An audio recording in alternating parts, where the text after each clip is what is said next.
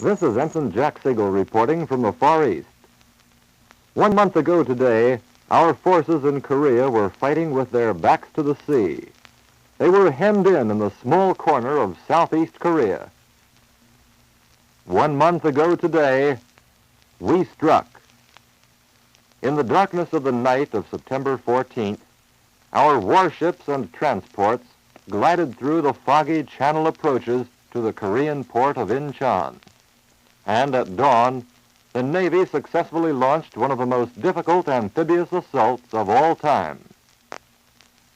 The time and date for the assault were fixed by conditions of the 31-foot tide. And the tortuous channels made good navigation imperative. The operation went off smoothly and with a minimum of casualties because of the tremendous cooperation and teamwork. And the success was a tribute to the naval supporting forces and the Marines that made the landing. We're going to turn the calendar back 1 month now and take you in with the Marines on Wolmi Do. I was in a landing boat with my little tape recorder as dawn broke, and the air was filled with the sound of naval bombardment and rocketing of the beach defenses. Our first objective was the small island of Wolmi, and this small triangular 3/4 mile piece of ground was battered by 6-inch, 8-inch, and 5-inch shells for more than 15 minutes.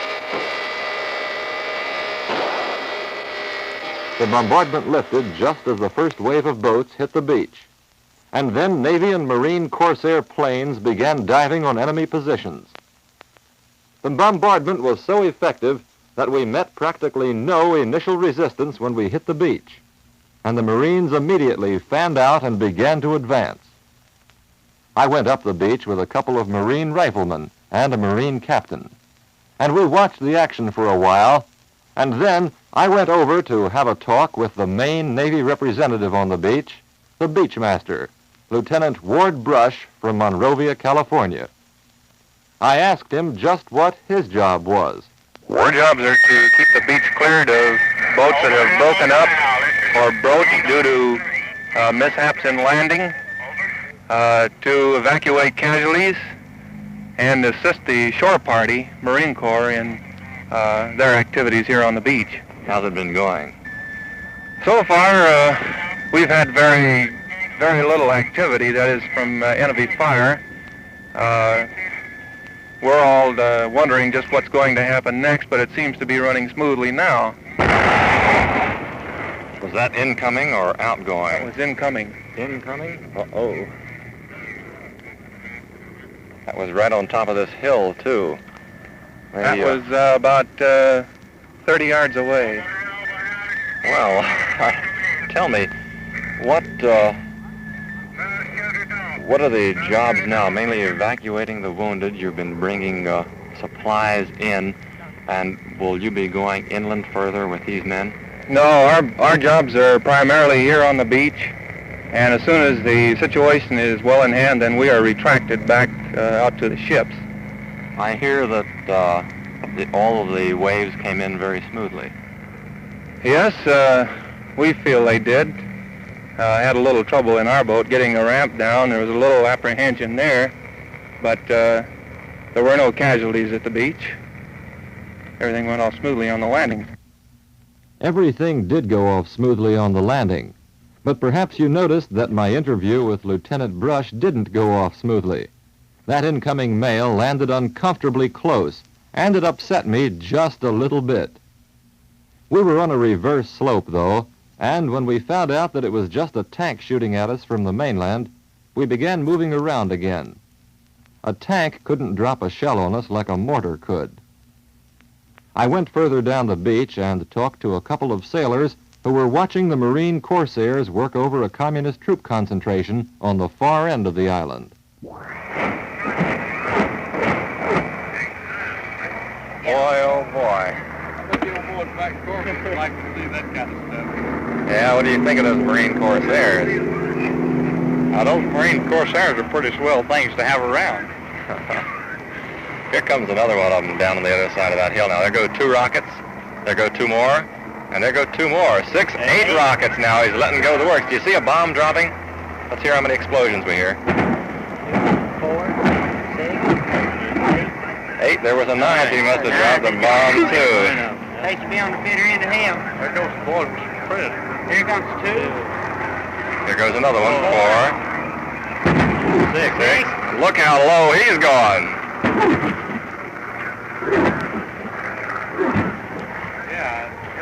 Boys back in Corpus. Were you ever down at Corpus when they were training them? I was down there for about 2 years. What kind of work do they put them through? Well, they give them pretty thorough training, I think. They check them out on gunnery and dive bombing tactics. Look at that man. He went right down over the rim of the hill. He's over on his side, now coming directly over us.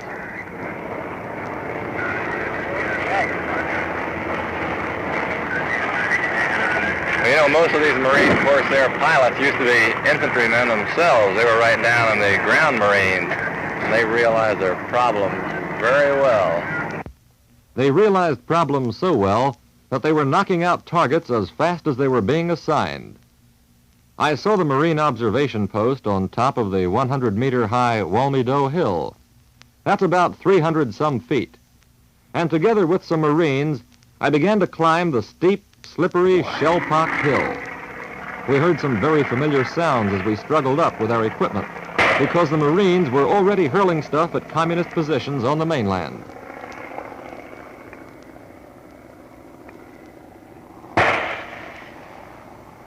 That's a mortar shell passing right overhead.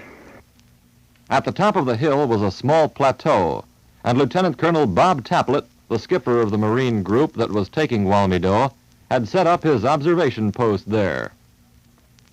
Marine planes were working over a small promontory of Wolmi Do, and the colonel and his staff were watching through field glasses as the Marines advanced. He put his glasses down for a moment, and I asked him, Colonel, how did the landing go? Very easy. Didn't Actually, everything went right on schedule. I was talking with a bunch of the men down on the beach below, and they were telling me the flamethrowers had been a heyday in the building. That's right. First time we've had a chance to use them since we've been in Korea. A lot of the men are also telling me about this being the anniversary of the Marine landing on Peleliu. Have they been fired up with that? I believe that's correct. Sounds like the Marine close air support flyers are putting in quite a bit on the other side. Do you have direct control over them now? Are you calling their targets? We are calling some of the targets. The close support missions are being called by my forward air controller, Lieutenant Green. Oh, I see, sir. Well, would you tell us how you took the island? Or in other words, what paths you followed? What were your objectives and how you went about them? We're standing, for the benefit of our listeners, on top of this peak. Did you give it any particular name? I know the one over at Inchon is called Observatory Hill by us. What are we calling this one? We just call this one Hill 100. And we landed on Green Beach, which is to the north. H Company, one of the assault companies, seized the entire beach area, which is the peninsula running to the north. My George Company landed on the right of Green Beach and made a turning movement to the right and attacked Hill 100 and seized it in very rapid order. And after H Company cleared out the buildings down along the beach on the east side of Green Beach, they then attacked up and seized the hill north and, or south rather, and east of Hill 100. And they too met very light resistance and seized in very quick order some 15 minutes later after George Company seized Hill 100. Did you take many prisoners, Colonel? Yes, sir. We took 116 prisoners this morning. Included in that 116 were 10 officers. And most of the prisoners seemed to surrender very willingly. I haven't received a full report from S2, but he tells me that the first interrogation indicated most of them were labor troops. Oh, I see. How is your naval gunfire, naval support liaison, and your close air liaison, how have they both been working? Naval gunfire support and the air support especially have been outstanding. We love those air boys. Well, I was on one of our small carriers for a while, and one of your squadrons on there. The pilots would come back every day telling me of what the men were doing. They told me in particular of the time they covered an advance of 10 miles down in the southern part. I think it was on Chinju, wasn't it? Well, that was advanced on Seichon. Seichon, that's right.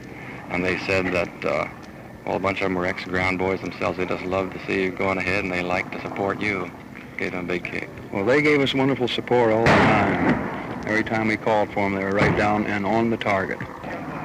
Mike Caprero, the PIO for the division, mentioned before that you're from San Francisco, and I guess those hills there did get you in shape for this. Petrero may think so, but I got in shape here in Korea climbing the ridges. And down in the southern part of Korea. That's correct. Now, Colonel, did the men have much trouble coming up the slope of this hill here on Wolmi Do? No, sir. These people are in darn good shape. Excellent condition.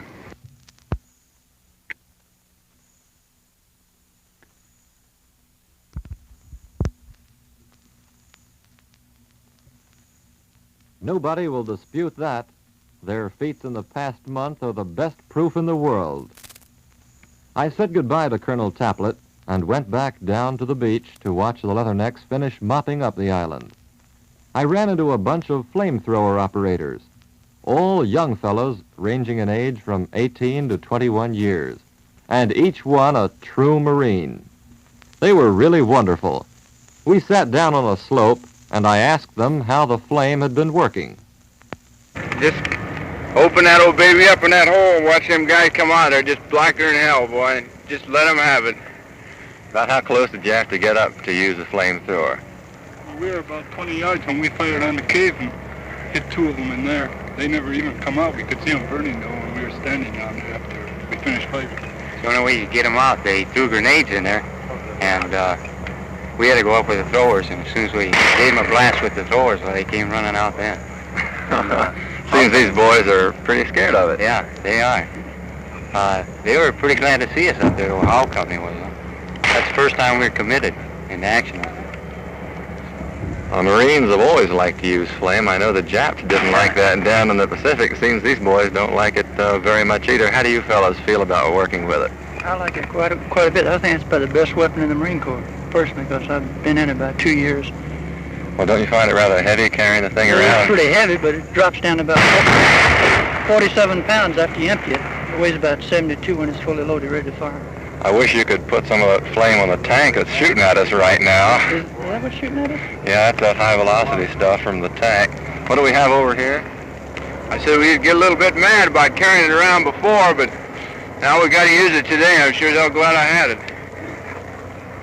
Do you think they make a particular target out of the boys who are carrying this big, bulky flamethrower? Well, you've got a lot of protection between your linemen and that stuff. They keep firing all the while you're going up there to go in there and fire on them. You got all the rest of the men to cover you, and they're all around, and then you get up there close. You got good protection all around from them. The rest of the boys won't let you down. I guess they won't. All the Marines are working together here. I saw that down in South Korea, too, when you were down there. Now, let me ask you another question about this operation this morning. What was it like? What was the particular problem? How were they holding you up?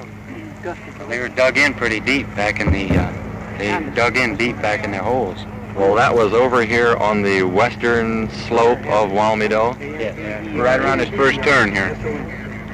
Right at the bottom of this first hill we went around. How'd you attack it?